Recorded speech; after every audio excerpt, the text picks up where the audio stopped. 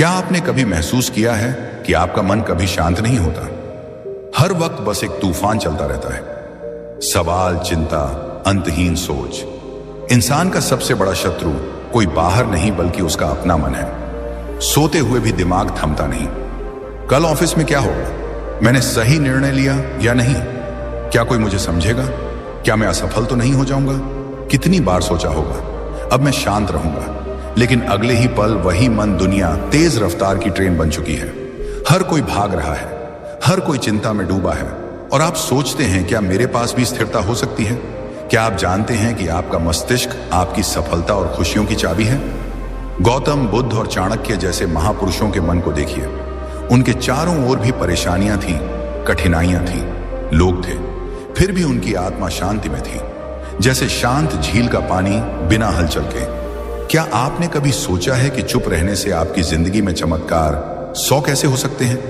यदि आपका मन अशांत है, समझ जाइए आप अपने सबसे बड़े दुश्मन के सामने खड़े हैं, क्योंकि अशांत मन गलत फैसले करता है, छोटी बातों पर घबराता है, और धीरे धीरे आपकी जिंदगी से सुकून गायब हो जाता है। हमारे जीवन में सारा खेल हमारे मन का है, जो इस मन के खेल को जान गया। क्या आपने कभी महसूस किया है कि चाहे आप कितना भी बड़ा लक्ष्य हासिल कर लें, फिर भी भीतर कोई सुकून नहीं मिलता, क्योंकि आपकी आत्मा शांत नहीं है? क्या वास्तव में इस भाग दौड़ भरी दुनिया में भी हम अपने मन को स्थिर और संतुलित रख सकते हैं? हाँ, बिल्कुल संभव है। और आज इस वीडियो में मैं आपको बताऊंगा कुछ ऐसे उपाय जो आपकी जिंदगी बदल सकते हैं, जो आपको अंदर से स्थिर और मजबूत बनाएंगे, जिससे आप किसी भी परिस्थिति में अडिग रह सकेंगे। अगर आप भी अपने भीतर के तूफान से बाहर निकलकर शांत समंदर की ओर बढ़ना चाहते हैं, अपनी बेचैनी से मुक्त होना चाहते हैं, तो यह कहानी आपके लिए है। क्या आपको पता है कि जब महात्मा बुद्ध को ज्ञान प्राप्त हुआ तो उन्होंने क्या महसूस किया? कोई हलचल नहीं, कोई भय नहीं, कोई चिंता नहीं, सिर्फ और सिर्फ गहरी शांति। एक ऐसी शांति जो किसी चीज से जुड़ी नहीं थी, जो केवल उनके भीतर थी। और यही शांति उन्हें सिद्धार्थ से महात्मा बुद्ध बना गई। लेकिन सवाल यह है कि क्या यह शांति केवल महान लोगों के लिए थी? क्या हम आम लोग इसे महसूस कर सकते हैं? महात्मा बुद्ध ने कहा था कि मनुष्य का मन ही उसके दुख का कारण है। अगर आप इसे नियंत्रित कर लें तो आप दुखों से मुक्त हो जाएंगे। क्या वास्तव में ऐसा संभव है? क्या हम अपने दिमाग को इतना नियंत्रित कर सकते हैं कि कोई डर, कोई गुस्सा, कोई चिंता हमें हिला ना सके? एक दिन एक शिष्य ने महात्मा बुद्ध से पूछा, गुरुजी, मेरा मन हमेशा शांत रहता है, उलझनों में फंसा रहता है, मैं इसे कैसे शांत करूं? महात्मा बुद्ध मुस्कुराए और बोले, इस प्रश्न का उत्तर पाने के लिए एक कटोरे में पानी भरो और मुझे लेकर आओ। शिष्य ने कटोरे में पानी भरा और महात्मा बुद्ध के पास ले आया। महात्मा बुद्ध ने कहा, अब इसे हिला दो। शिष्य ने कटोरे को हिलाया और पानी में लहरें उठने लगी, इधर उधर छलकने लगा। फिर महात्मा बुद्ध ने कहा, अब इसे स्थिर छोड़ दो। शिष्य ने कटोरे को शांत कर दिया और कुछ समय बाद पानी पूरी तरह स्थिर हो गया। तब महात्मा बुद्ध ने कहा, देखो, तुम्हारा मन भी इसी पानी की तरह है। जब तुम इसे लगातार हिलाते रहते हो तो उसमें हलचल होती है, मगर जब तुम इसे स्थिर छोड़ देते हो तो यह अपने आप शांत हो जाता है। महात्मा बुद्ध ने हमें यह सिखाया कि मन को नियंत्रित करना और उसे शांत रखना हमारी सबसे बड़ी शक्ति है, और यही स्थिरता हमें जीवन की चुनौतियों में अडिग और मुक्त बनाती है। जब भी आप अपने मन में हलचल महसूस करें, बस कुछ समय के लिए उसे स्थिर छोड़ दीजिए। धीरे धीरे आप पाएंगे कि भीतर की बेचैनी गायब हो रही है और आपके अंदर शांति का समंदर फैल रहा है। यही वह रहस्य है जो महान लोग जानते थे और जिसे अब आप भी अपनी जिंदगी में ला सकते हैं। सबसे पहले हमें अपने मन को हिलाना बंद करना होगा और उसे ठहरने का समय देना होगा। यही पहला उपाय है ध्यान, यानी अपने विचारों को स्थिर करना, अपने भीतर झांकना और अपने आप को सुनना।